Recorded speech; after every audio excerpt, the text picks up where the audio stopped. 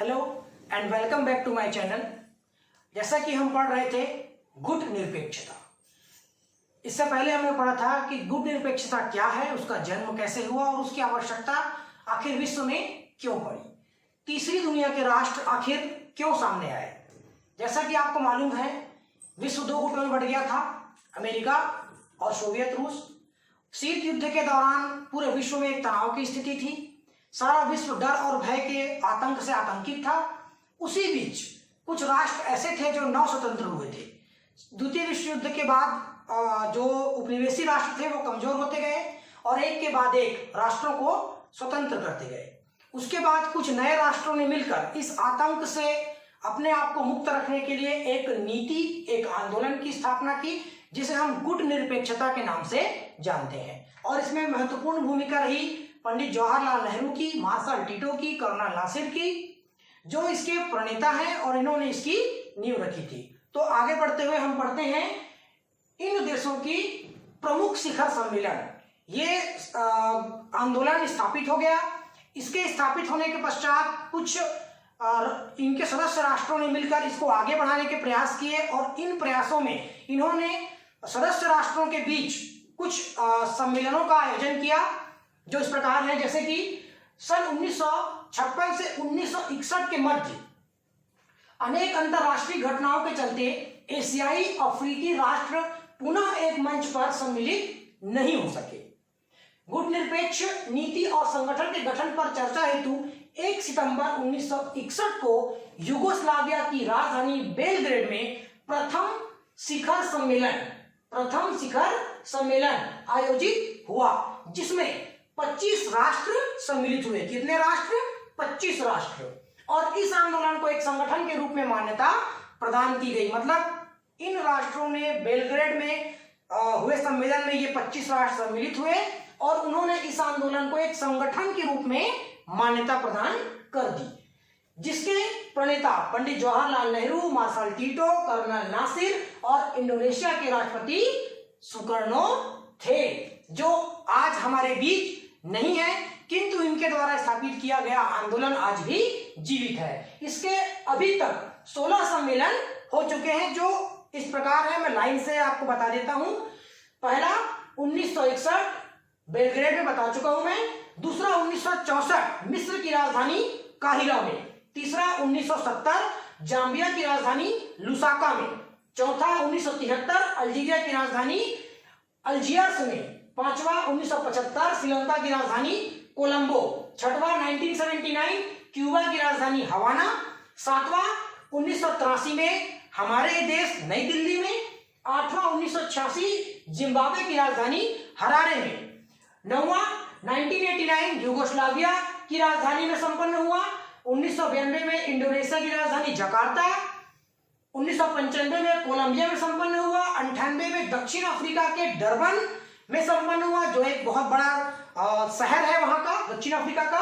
और 2003 में मलेशिया के कुआलालंपुर में संपन्न हुआ। और पुनः 2006 में क्यूबा की राजधानी हवाना में संपन्न हुआ।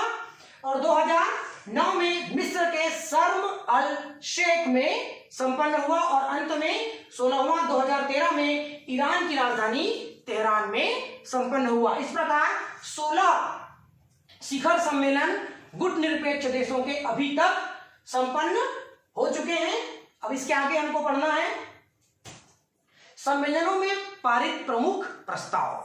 सम्मेलन तो होते रहे 1961 के बाद लगातार। अब इन सम्मेलनों का कारण क्या था, क्या होता था, इनमें क्या प्रस्ताव पारित होते थे, देश जब मिलते थे वो किस विषय में बात करते थे। तो इन सारे सम्मेलनों का निचोड़ क्या था, ये हम आपको बता रहे हैं कि इन सम्मेलनों में कौन कौन से प्रस्ताव पारित हुए। जैसे इन सम्मेलनों में अनेक महत्वपूर्ण प्रस्ताव पारित किए गए, जिनसे विश्व राजनीति को नई दिशा देने का प्रयास किया गया।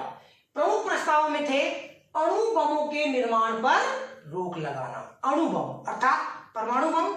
जैसा कि आपको पता है, द्वितीय विश्व युद्ध खत्म कैसे हुआ था, जापान पर अमेरिका ने बम गिराया था और जैसे ही उसने उस पर बम गिराया, पूरा विश्व आतंकित हो गया, डर गया, भय के साए में जीने लगा। और इसी बम की तलाश में पूरा विश्व एक के बाद एक लग गया और अणु बमों का ढेर बन चुका है विश्व।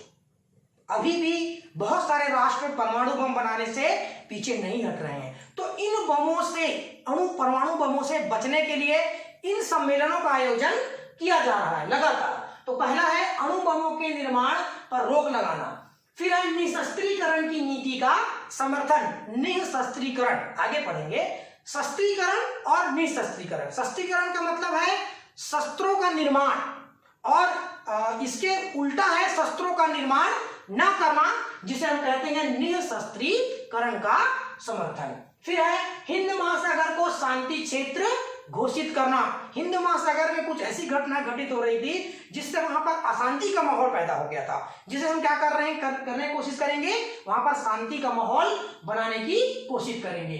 अफ्रीकी और उत्तर दक्षिण अमेरिका के देशों को सुरक्षा परिषद में स्थान देना। सुरक्षा परिषद आपको पता है मुख्य अंग है संयुक्त राष्ट्र संघ का। नव उपनिवेशवाद की स्थापना का विरोध आदि प्रमुख है। इसके बाद है आंदोलन के सिद्धांत एवं चुनौतियां। अब आंदोलन तो खड़ा हो गया, शिखर सम्मेलन भी हो गए, प्रस्ताव भी पारित हो गए और उनको स्वीकार भी कर लिया गया। लेकिन अब क्या हुआ कि कोई भी आंदोलन किसी न किसी चुनौती को फेस करता है। तो इस आंदोलन ने भी कुछ चुनौतियों को फेस किया है। वो क्या है? 5D, याद रखिए 5D। प्रथम शिखर सम्मेलन 1961 बेलग्रेड में 5 निर्णायक तत्व निर्धारित किए गए। कितने? 5 निर्णायक तत्व, जिसे हम क्या कहते हैं? 5D। क्या कहते हैं? 5D। 5D के नाम से उसे जाना जाता है। वो क्या थे? पहला, उपनिवेशवाद का अंत। देखिए, उपनिवेशवाद ताकतवर राष्ट्रों के द्वारा कमजोर राष्ट्रों का आर्थिक शोषण करना उपनिवेशवाद कहलाता है। अर्थात ताकत के बल पर, पैसे के बल पर उन राष्ट्रों की संपदा को, संपत्ति को, वहां के लोगों का शोषण करना ही उपनिवेशवाद कहलाता है। इसका दंश भारत ने भी झेला है। हम अंग्रेजों के गुलाम थे, आपको पता है। तो पूरे विश्व में, सिर्फ भारत में नहीं, ये जो आंदोलन है पूरे विश्व के लिए था। तो पूरे विश्व में इस आंदोलन को चलाने के लिए जितने भी उपनिवेशी राष्ट्र थे उनको ये बताया गया कि नहीं, अब गुंडागर्दी नहीं चलेगी, उपनिवेशवाद का आपको अंत करना होगा। तो पहला है उपनिवेशवाद का अंत। दूसरा है तनाव शैथिल्य। तनाव शैथिल्य हम पढ़ चुके हैं, शीत युद्ध के दौर से पूरा विश्व गुजर रहा था। उस बीच रूस जब कमजोर होने लगा तो अमेरिका और रूस के बीच, सोवियत संघ के बीच तनाव शैथिल्य की स्थिति निर्मित हुई। कुछ शिखर सम्मेलन के बीच हुए, कुछ वार्ताएं हुई जहां पर दोनों के बीच मैत्रीपूर्ण संबंध स्थापित होना शुरू हुआ था। तनाव शैथिल्य हम पढ़ चुके हैं, वही है ये। उसके बाद है विकास। विकास का अर्थ सिर्फ आर्थिक नहीं है। यहाँ पर अक्सर विकास को जोड़ा जाता है आर्थिक विकास से। कोई भी राष्ट्र सिर्फ आर्थिक विकास नहीं कर सकता। कब तक? जब तक उसका सामाजिक, सांस्कृतिक और राजनीतिक विकास न हो। तो हर राष्ट्र ये चाहता है कि विश्व में उसकी संस्कृति, उसकी राजनीतिक छाप, उसकी सामाजिक स्थिति बेहतर हो और साथ में आर्थिक स्थिति होना भी जरूरी है, तभी वो विकास के पथ पर आगे बढ़ पाएगा। तो ये सभी चीजें होना जरूरी है। तो इस आंदोलन का उद्देश्य यही था कि दुनिया के जितने भी देश हैं जो विकासशील हैं, जो पिछड़े हुए हैं, जो गरीब हैं, उनका विकास हो। विकास कैसा हो? सभी क्षेत्रों का सर्वांगीण विकास इसे हम कह सकते हैं। इसके बाद है निशस्त्रीकरण। अभी मैंने बताया शस्त्रों की होड़ को पूर्णतः समाप्त कर देना और उतने ही शस्त्र रखना जितना आपकी सीमाओं की रक्षा के लिए आवश्यक है। फिर है अंतरराष्ट्रीय संस्थाओं का प्रजातंत्रीकरण। अर्थात जो अंतरराष्ट्रीय संस्थाएं हैं उनका क्या होना चाहिए? लोकतंत्रीकरण या प्रजातंत्रीकरण किया जाना चाहिए। चलिए इसके आगे बढ़ते हैं। गुट निरपेक्ष आंदोलन की विशेषताएं या उपलब्धियां। अब इसकी अपनी कुछ विशेषताएं थी और इसने कुछ उपलब्धियां अभी तक हासिल की हैं, उसको हमको जानना है। तो यह आंदोलन दोनों महाशक्तियों अमेरिका और सोवियत संघ के मध्य एक संतुलन बनाए रखने का कार्य कर रहा था। दो राष्ट्र थे, विश्व में दो शक्तियां थी। इन दो शक्तियों को चुनौती देने के लिए या ये कहें कि इनके बीच के तनाव को थोड़ा सा कम करने के लिए एक नए प्रकार के आंदोलन का उदय हुआ, जहां पर 9 स्वतंत्र राष्ट्रों ने मिलकर निरपेक्षता आंदोलन को जन्म दिया, ताकि विश्व की दृष्टि इन दोनों शक्तियों से हटकर कहीं और जाए, मतलब उनका ध्यान केंद्रित हो, उनका ध्यान बटे, वो जाने कि हाँ दुनिया में इन दो शक्तियों के अलावा भी और तीसरी शक्ति है जिससे विकास हो सकता है, जिससे शांति आ सकती है। तो उन्होंने क्या किया, संतुलन बनाने का प्रयास किया।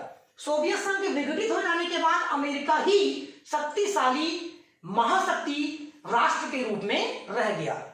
1991 सोवियत संघ टूट गया, विश्व में एकमात्र शक्ति बची जिसे हम कहते हैं संयुक्त राज्य अमेरिका। ऐसी स्थिति में गुट निरपेक्ष आंदोलन की प्रासंगिकता लगभग समाप्त हो चुकी है। मतलब ये इसका जन्म क्यों हुआ था, क्योंकि विश्व में दो गुट थे, दो गुटों के बीच के तनाव को कम करने के लिए तीसरे गुट का जन्म हुआ। लेकिन क्या हुआ, एक गुट खत्म हो गया, विश्व में एक शक्ति बच गई, तो ऐसा लगने लगा कि अब इसकी गुट निरपेक्ष आंदोलन की प्रासंगिकता जो है वो लगभग समाप्त हो चुकी है। फिर भी उसकी आवश्यकता और उसकी विशेषता को हम आंक सकते हैं। तो उसकी क्या विशेषताएं रही हैं, देखिए, नवोदित और विकासशील राष्ट्रों का संगठन। नवोदित राष्ट्र मतलब वे राष्ट्र जो नए नए स्वतंत्र हुए, गुलामी से जिनको आजादी मिली, ये उनका संगठन था। गुटों के प्रभाव से मुक्त रहने की इच्छा, बहुत दिनों से गुलामी, इन बड़े बड़े शक्तिशाली राष्ट्रों के अंदर रहकर जीना, इन सब से मुक्ति पाना और मुक्ति पाने के बाद फिर से उनके जाल में न फंसना, यही इनकी नीति थी। तो इन गुटों से मुक्त रहने की इनकी इच्छा प्रबल थी। त्रस्तता से भिन्न सकारात्मक नीति के पोषक, स्वतंत्र विदेश नीति को अपनाना, मतलब ये क्या चाहते थे कि हमारे ऊपर किसी और राष्ट्र की विदेश नीति ना थोपी जाए, हम अपने राष्ट्र की सीमाओं के अंदर अपनी विदेश नीति का निर्माण स्वयं करें। विश्व शांति के लिए प्रसारित, विश्व में शांति रहे, सुकून रहे, सभी राष्ट्र मिलजुल कर रहे, सब में आपस में सहयोग रहे। मानव अधिकारों का संरक्षक, मानव मात्र की रक्षा हो, विश्व जो है वो मानव कल्याण के लिए काम करे। गुटी संगठन नहीं, यह एक आंदोलन है। मतलब ये कोई गुटों का संगठन नहीं है कि बाद में ये शक्तिशाली विश्व में एक राष्ट्र के रूप में उभर जाए, संगठन के रूप में उभर जाए और फिर पूरे राष्ट्र पे कब्जा कर ले, ऐसा कुछ नहीं है। ये एक सिर्फ एक आंदोलन है जो विश्व में शांति चाहता है, बाह्यकारी एवं एकांतिक बिल्कुल नहीं है। आर्थिक न्याय पर जोर, यह क्या करता है, आर्थिक न्याय पर जोर देता है। आर्थिक न्याय पर जोर का मतलब कि विश्व में जितने भी देश हैं उनको विकसित होने का अधिकार है, उनको विकास के लिए जो जो चीजें चाहिए उनमें सबसे महत्वपूर्ण है आर्थिक शक्ति, मतलब पैसा। बिना पैसे के विकास संभव नहीं है। तो इनको आर्थिक रूप से न्याय दिया जाए और इनको पूरे अवसर दिए जाए जिससे ये अपना विकास कर सके। उसके बाद है संयुक्त राष्ट्र को महाशक्तियों के प्रभाव में रखे जाने की वकालत। ठीक है, तो इस प्रकार से इस आंदोलन की कुछ विशेषताएं और उपलब्धियां रही हैं। यह यथार्थ की धरातल पर समानता और न्याय के साथ राष्ट्रों के मध्य मैत्री, सद्भाव और सहयोग द्वारा अपने आर्थिक विकास और विश्व शांति के हितार्थ अपनाई जाने वाली सकारात्मक एवं व्यवहारिक नीति है। यह कोई तीसरी शक्ति नहीं है और न ही इसका उद्देश्य किसी तीसरे गुट का निर्माण करना है। मतलब ये कोई तीसरा गुट विश्व में निर्माण करना नहीं चाहता था, अपितु दो गुटों के बीच समन्वय और संतुलन बनाए रखना चाहता था। अब इसकी कुछ कमजोरियां रही हैं, उसको देख लेते हैं। तो विश्व का सबसे प्रभावशाली आंदोलन यूएनओ के बाद, यूएनओ मतलब संयुक्त राष्ट्र संघ के बाद सर्वाधिक सदस्यों वाला संगठन अगर कोई रहा है तो वो गुट निरपेक्षता आंदोलन ही रहा है। परंतु अपनी व्यापकता के कारण इसमें स्वार्थ और अविश्वास के विषाणु प्रवेश करने लगे थे और इसकी कमजोरियां जो है वो सामने आने लगी थी। वो क्या थी? पहला, एक दिशाहीन आंदोलन। मतलब इसके आलोचक ये कहते हैं या इसकी कमजोरियों को बताने वाले ये कहते हैं कि यह एक दिशाहीन आंदोलन था, इसकी अपनी कोई दिशा नहीं थी। दूसरा है सिद्धांत, आदर्श किंतु अव्यवहारिक नीति का पालन। तीसरा है कुशल नेतृत्व का अभाव। इसके अंदर जिन बड़े बड़े नेताओं ने इसका निर्माण किया था बाद में वो रहे नहीं, अब इसका जो नेतृत्व करने वाले हैं वो कुशल नहीं है। सदस्य राष्ट्रों की अवसरवादी नीति, सदस्य राष्ट्रों में बुनियादी एकता का अभाव और सहायता पर निर्भर, मतलब ये जो संगठन है ये पूरी तरह से सहायता पर निर्भर है। इनका अपना खुद का वर्चस्व नहीं है, इस संगठन में इतनी ताकत नहीं है कि ये स्वयं को बना के स्थिर रख सके, ये कहीं ना कहीं किसी न किसी की सहायता पर निर्भर है। तो आज हमने गुट निरपेक्ष आंदोलन के बारे में विस्तार से पढ़ा, उसकी विशेषताओं को पढ़ा, उसकी कमजोरियों को पढ़ा, उसके सिद्धांत को पढ़ा। इसके आगे हम आने वाले क्लास में पढ़ेंगे। बेहतर है आप लोग को समझ में आया होगा। ठीक है, घर में रहिए, स्टे होम, खुश रहिए, बाय।